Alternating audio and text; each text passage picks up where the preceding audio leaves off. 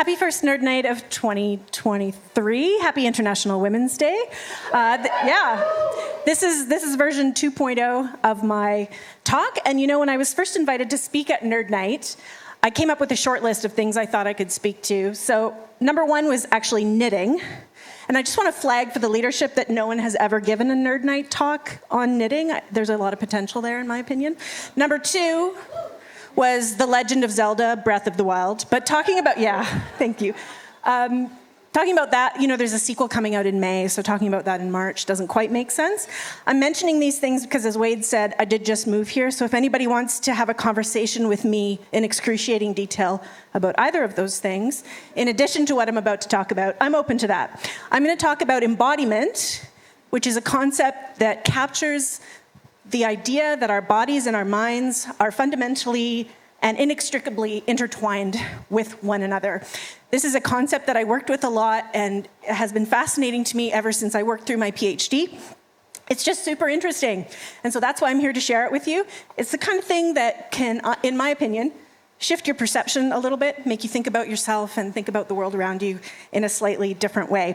So I'm going to talk about pop culture.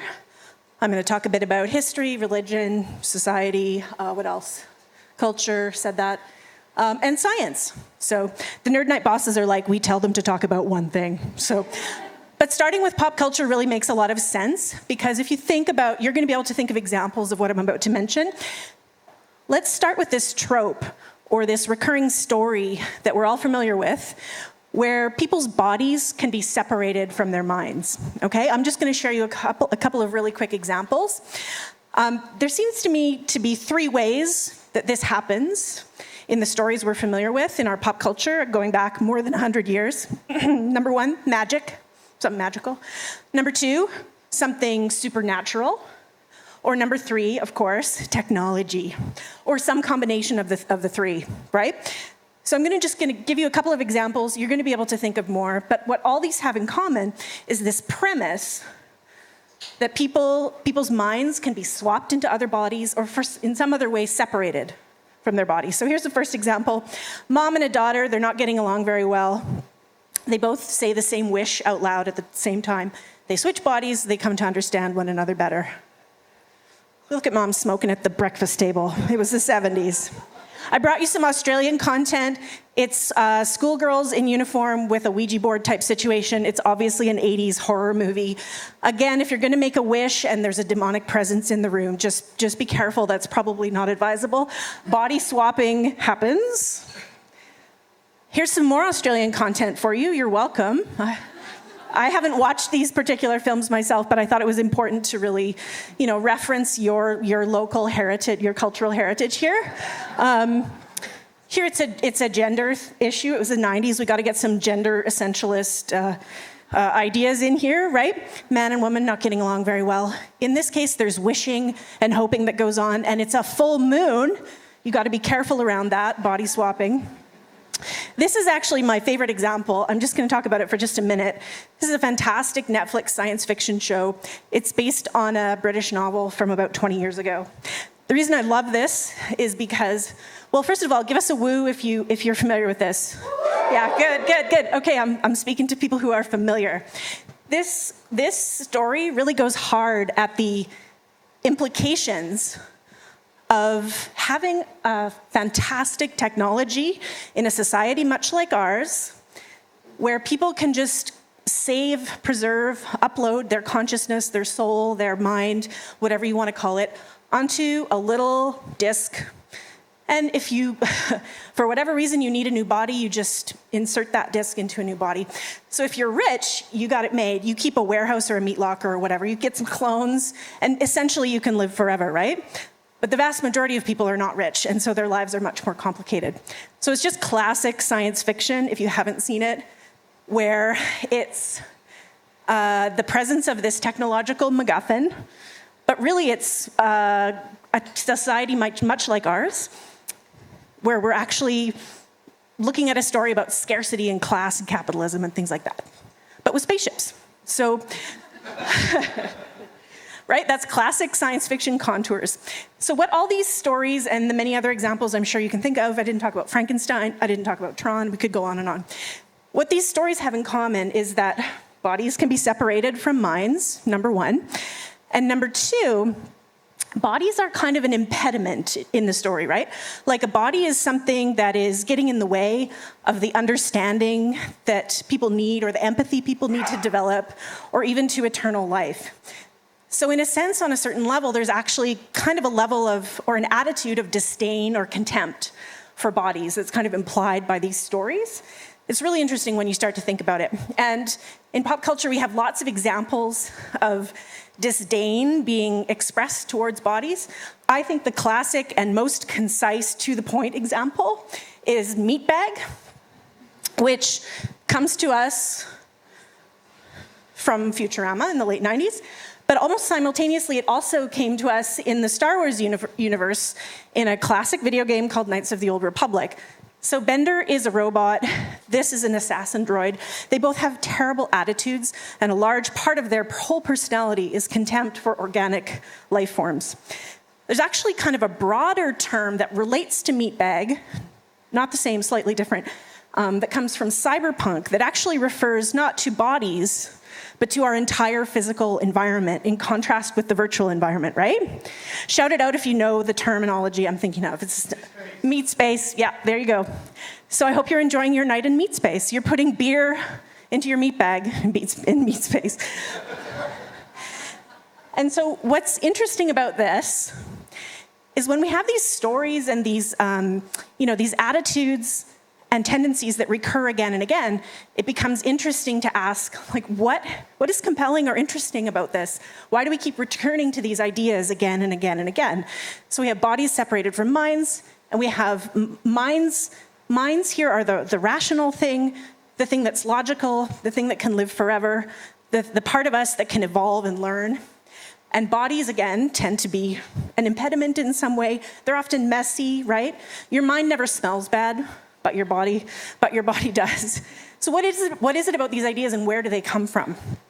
So now's the part of my talk where I'm going to talk about like 2,000 years of history in 2 minutes. So let's see how it goes. The answer to those questions, like why do we have these stories and why do they keep coming around again and again and in different permutations, the answer to that is basically the entire history of quote-unquote Western society, by which I mean, white, Western European, patriarchal, predominantly Christian society and culture and religion. So just to give you a couple of super quick examples from deep in the past, feels like deep in the past, the early Christians in the early Christian church were pretty concerned about distinguishing their practices and beliefs from those of the predominant culture around them, which would have been the Roman Empire, right? The Romans, they were fine with bodies in some important ways, right? Like if you were a soldier in the Roman army, you would just, eat a raw bulb of garlic before you go into battle, for example.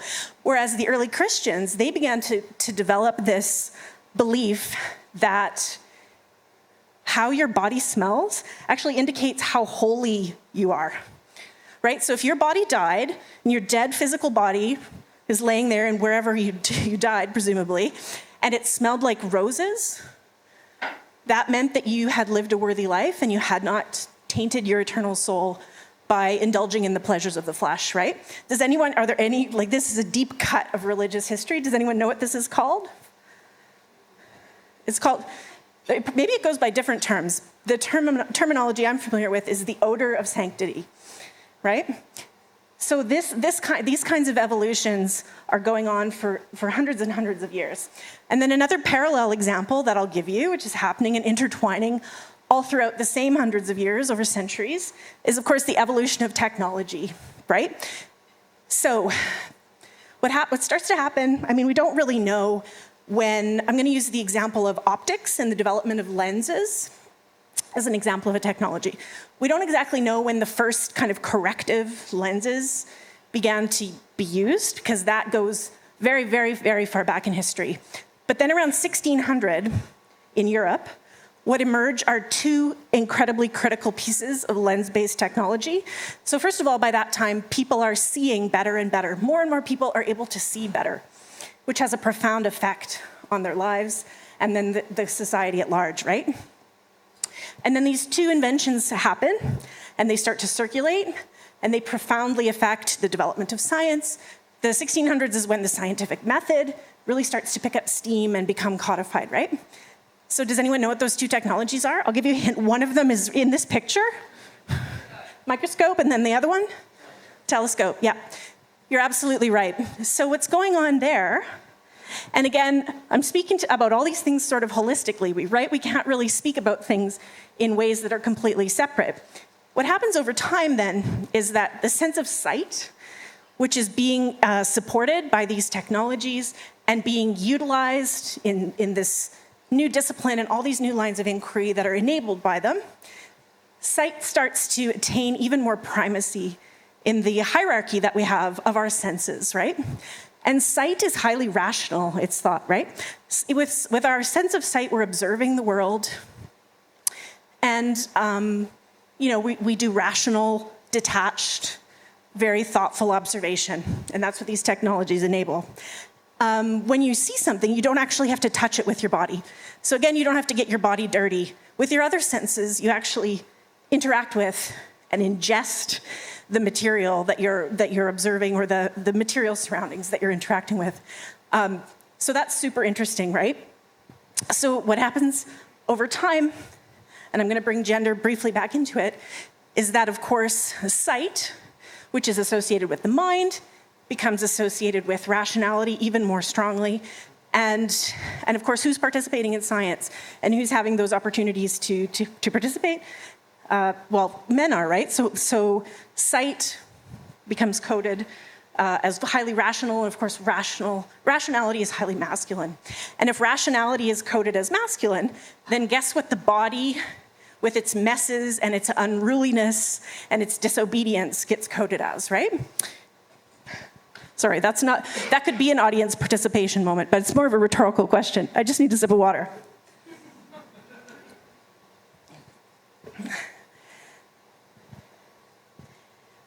What I'm describing, of course, you may have heard of the concept of Cartesian dualism. That's kind of what I've been describing, right? Where we have this separation between body and mind. These ideas were circulating at the time. They kind of get pinned on René Descartes because he wrote a book that had probably the most famous expression in the entire history of philosophy in it, which is, I think, therefore I am. And Descartes thought, not only did he think that our bodies were separate from our minds, he thought and argues in this book that bodies are material, like they exist in the material world, and our minds are somehow immaterial. So if you're thinking to yourself, well, if the body is just an instrument that obeys, it's like a tool that obeys the directives of our minds, but the mind is like immaterial and we don't really know what realm it inhabits, then how does that, like, what is the mechanism there? The scientists here can imagine, like, how would you try to explain that? And Descartes' answer, of course, was levers. Bodies have levers in them.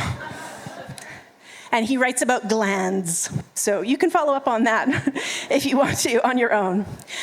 But basically, Descartes was saying, what I think, therefore I am, actually means is that if I really want to know myself and be aware of who I am, I really just have to contemplate my own mind to the exclusion of my body, because bodies are just instruments. They're just tools that obey the commands of our minds, right? So these ideas, this idea of dualism, and there's actually many different permutations of dualism, which I'm obviously not going into. This is an underlying way of thinking that absolutely still crops up, and it exists in many different permutations in our world today, including, I would say, all those pop culture references that I led off with. So what happens over time, this is my slide for like fast forward 2,000 years, fast forward 400 years. Even into the middle of the 20th century, scientists were directly involved in the kind of science where effectively they were trying to prove that Descartes was right. And it's really interesting to try to think about how you would do that as a scientist. And I know we have scientists from many different disciplines here tonight. So one quick example is that some psychologists became quite entranced with the idea that perhaps language could exist as a closed system without any reference to the world around us? That was a question that was pursued, right? It's a really interesting thought experiment to think about. And then over time, as the 20th century progressed, there began to be more and more researchers who began to ask questions about embodiment, right? Whoops. Basically asking, maybe we've been thinking about this a little bit wrong. Maybe we don't really have a grip on this, and maybe we need to revisit this really fundamental way of thinking about things. And so that's what I'm going to talk about with the last few minutes, is I want to share with you some really interesting, diverse examples, not just from science, but from other disciplines as well, about how researchers are actually starting to ask that question. We know that our bodies and our minds are fundamentally interconnected, and what we have traditionally thought of as mental things actually function with the involvement of our bodies. One place this shows up is in our language, right? We know that we hear bodily metaphors all the time. It's the persistence of their body in our discourse, right? I love the expression, things feel heavy, right? Or you could say about someone, that person is thirsty. And you don't actually mean they literally need a glass of water, right? So here's some examples of research. I call this the Botox study. So basically, this is an example from embodied cognition. It tells us that if you have Botox injected into the muscles in your face that are involved in frowning and reacting to negative emotional situations, the Botox actually slows down your ability to process emotional information. So that's super important, right? So when you impair your body, it actually affects your ability to make sense of information. Not to a degree you would ever notice consciously.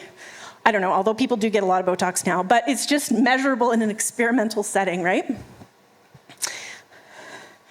I'm gonna skip these examples just for time, but there's lots of fMRI studies that actually are illustrating some of the findings that I'm talking about. fMRI might be the single most important technology in terms of being able to study what I'm talking about here, starting to understand the connection between bodies and minds.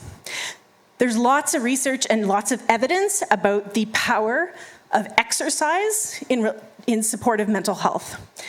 And so all of this research rests on some level on the question, if our bodies are just straightforward, rudimentary instruments or tools that obey our bodies, then why is the state of our body so important to the state of our mind, right? This is a huge study, and I'm happy to share my slides if anybody is interested. Everyone here is interesting, but if anyone is interested, this is a gigantic review.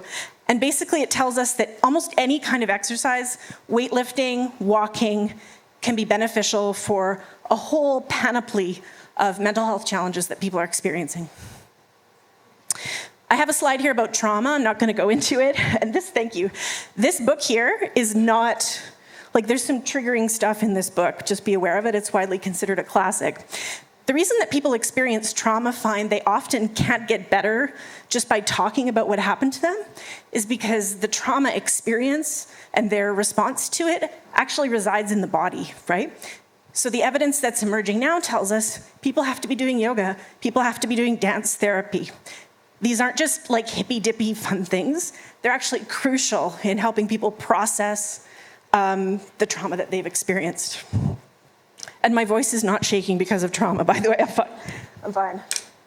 I'm just thirsty. But I'm not thirsty like the reference I just made. I'm almost done. Okay. In this study, an ethnographer spent 8 years with Wall Street investment bankers, and what she found is that those people tried to work in a dualistic fashion. They were completely incentivized to do sedentary intellectual work for super long hours and make boatloads of money. And over the course of 8 years, their bodies completely betrayed them. They had to force themselves harder and harder to do that kind of work because they tried to neglect their bodies. And so this is actually a study that asks, well, if dualism is true, let's pick an environment and actually see what people's lives are like if they're trying to live as though that mindset is true. This is my last example about visceral politics. This is super interesting to me. Basically, there's evidence emerging that if your body, if your existence is precarious and you're threatened on a recurring basis, right? You basically have a lot of precarity in your life, then you actually may be more attracted to fascist and authoritarian politics, right? So we're just starting to bring the STEM side and the social science side together and think about the implications of people's bodily states as we all live within larger social and political contexts, right? Super interesting. My own research is about people's embodied information practices, so how people's experiences of information are embodied. I'm happy to talk to anybody about that after or answer questions. So to conclude, I'm sorry. You will probably not live forever. That's point number one. You probably can't upload your body or your mind into a computer. You know, Tron will remain just a story that we all enjoy. But if we continue in all these different diverse avenues of inquiry, actually starting to unravel and understand this connection, this intertwining more, I just think there's so much potential for us to better understand people's experiences. And when we do that, then of course we can start having these conversations about making the world better for everyone and making improvements in people's lives when we simply understand ourselves better as human beings. So that's my message for you tonight. I don't know if there are any questions, but I'm happy to take them now. Thank you, Nerd Night audience.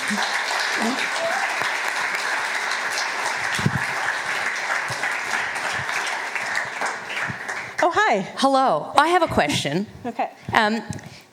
I've done a lot more thinking than I think I ever have listening to you talk. Does that mean I am more than I ever have been? Yes. Oh, yes. Also, thank you so much for saving future me money on that cryogenics Ponzi scheme that I invested in last week. I appreciate you. Thank you so much. Thank you. You're welcome. All right, now I might just show of hands. Who has questions? I'm sure there are plenty. For Sarah, yes. Yeah. Yeah, thanks. Just reflecting on the Descartes thing, does it make more sense to think about it rather than I think, therefore I am, to I feel, therefore I am? Yeah, I think so. I mean, one thing that I didn't really talk about, but which is true, is that we know that our feeling, how we learn, how we remember things, our memories, all of these things, they don't just happen in our brain, right? They're all integrated throughout our bodies. So I think that's an equally valid thing. I don't know how emotionally literate or fluent Descartes would have been in the 17th century, but it's a fair improvement. This is Descartes 2.0. Good point. I like that we're going to workshop Descartes tonight. If only we had cryogenically frozen him and then we could bring him back as Descartes 2.0. Perhaps a bit more. He would have been confused. Yeah, he would have a lot of questions for you, I think. No, his question would have been, is that a woman? Why is she speaking on a stage? All right, any other questions? Some more questions for Sarah? Yes, Wait. At the very back.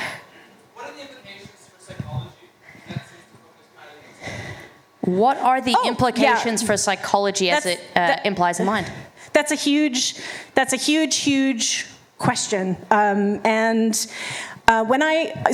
a neuroscientist myself, but when I talk to people who are deep in the embodied cognition space, they're actually being responsible and saying, you know, we know that there's something going on here, like these connections, because you can put someone in an MRI machine and you can get them thinking about language or action or whatever, and you can actually document that even people's brains are not working the way we always thought they did, right?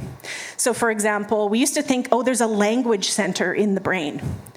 And it turns out that's actually probably not the case, because if the language you're thinking about is about like kinetic physical activity, then the parts of your brain that are involved in you participating in phys ed at school, for example, those parts of your brain are involved in you using language to think about that activity, right? So the implications are so huge, I feel like all I can do is punt that question. I have a lot of respect for that question. I think it depends whether you're talking about research or like clinical context as well. But fundamentally what all this research tells us is that we need to really kind of take the idea of working holistically seriously, right? Right? Like the point I made about trauma. Maybe people don't just need to sit and talk about their problems all the time. They really do need to touch grass. They need to go for a run. They need to lift heavy weights, for example. So if anything, it's just kind of diversifying the field of inquiry and also like potential ways that psychology could help people with the various problems that psychology helps people with. Good question.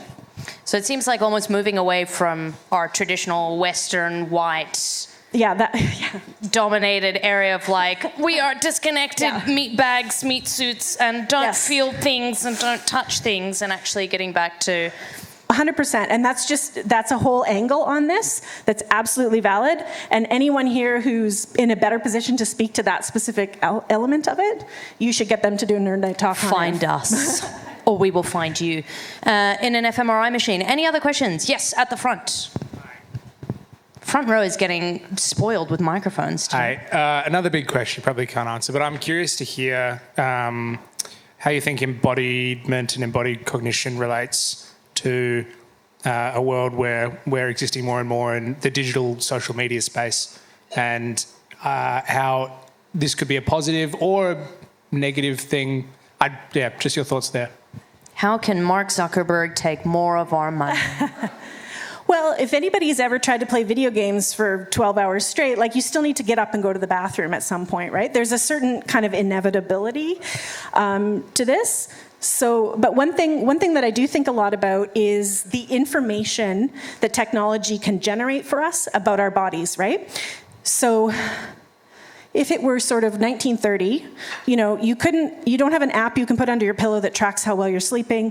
You're not tracking your calories. You're not, like, there's all of this, there's a degree of data being generated that I think has real implications, because in a sense, we have more information about our bodies than ever, but we don't necessarily have the scaffolding and the tools to kind of make sense of that in a healthy way in our lives. So that would be one thought I would have in response, because there's just so much tracking going on in the digital era, and we think, we generally tend to be encouraged to think of these things as a net benefit.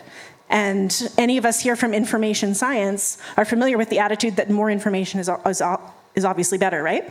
But this research kind of makes us confront the fact that it's more complicated than that. Yeah, I think I'll leave it at that, but good, excellent question. These are all excellent questions. I so appreciate it.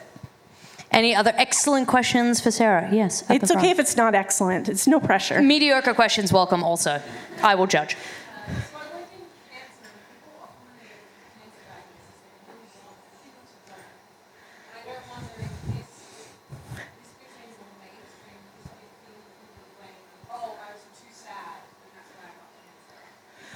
Could in diagnosis or in humans needing an antagonist to focus our anger at, so for example in a cancer diagnosis, could this concept of mind-body connection be weaponized of like, I got the SADs too hard and now I'm sick? Because I think there's lots of weaponization of what you're talking about already, right? And I'm thinking about like the breast cancer discourse, for example, the fact that cancer gets characterized as a battle, which entirely means that if you lose, then you're a loser, you lost, right? So I think this is just kind of another slice of kind of the same pie, right? And of course, I'm always, we need more compassion. We need people to have more time, fewer demands, less precarity, like all of these big macro things. And that's ultimately what's going to help with a lot of what you're raising.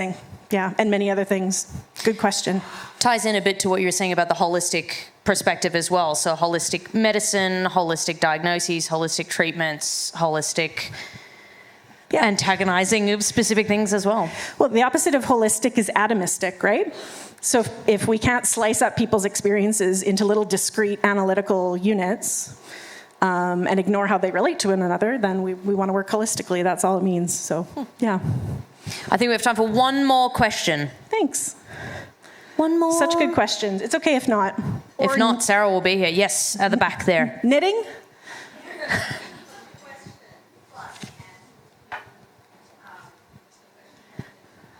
Okay, you want to speak to Wade's question? Good. Yeah.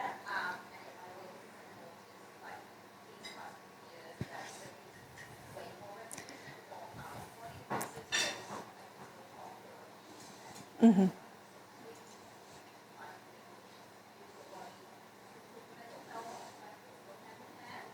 Yeah. Yeah, good. So that's one, people who work in a trauma, I mean, on a certain level, we all should work in a trauma-informed way, but that means vastly different things depending on what we do, right? So I'll just paraphrase. You were just mentioning that practitioners are keenly aware of these developments in the trauma space when you're working with people and thinking about their bodily experiences as part of processing their experience. Yeah, sorry, I don't want to put words in your mouth, but just for the mic. Well and played. I guess if anybody wants a non-triggering book or any suggestion, maybe you have some good ones. I can think of some, but I used to be a librarian, so I have this book pusher in me that I don't really. It's too late. I can't let it out now. But yeah, that's that's a next talk about books about knitting. Nice little hybrid. We'll talk later. It's fine. Do you want it right now? Right now? Oh, no. I'm yes. joking. I'm joking. In the 10-minute break that we're about to Thanks, have. But before we everybody. do, Thank you, Sarah. Thank you very much.